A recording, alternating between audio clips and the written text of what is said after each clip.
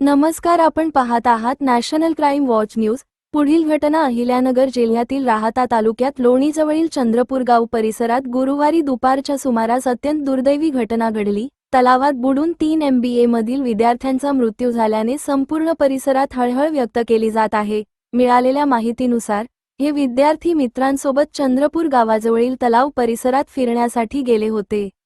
दुपारच्या वेळी काही युवक तलावात पोहण्यासाठी उतरले, मात्र पाण्याच्या खोलीचा अंदाज न आल्याने तिघांचा अचानक तोल गेला आणि ते खोल पाण्यात बुडू लागले। सोबत असलेल्या मित्रांनी आरडाओरडा करत मदतीसाठी हाक दिल्यानंतर स्थानिक ग्रामस्थांनी घटनास्थळी धाव घेतली।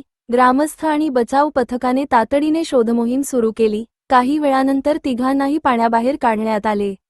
त्यांना तातडीने रुग्णालयात दाखल करण्यात आले, मात्र डॉक्टरांनी तपासणी करून तिघांनाही मृत घोषित केले। मृत झालेले तिन्ही युवक MBA शिक्षण घेत असल्याची प्राथमिक माहिती समोर आली आहे। या घटनेमुळे त्यांच्या कुटुंबियांवर दुःखाचा डोंगर कोसळला असून शिक्षणासाठी घरापासून दूर राहणाऱ्या विद्यार्थ्यांच्या अकाली निधनामुळे परिसरात शोककळा पसरली आहे। घटनेची माहिती मिळताच लोणी पोलीस घटनास्थळी दाखल झाले।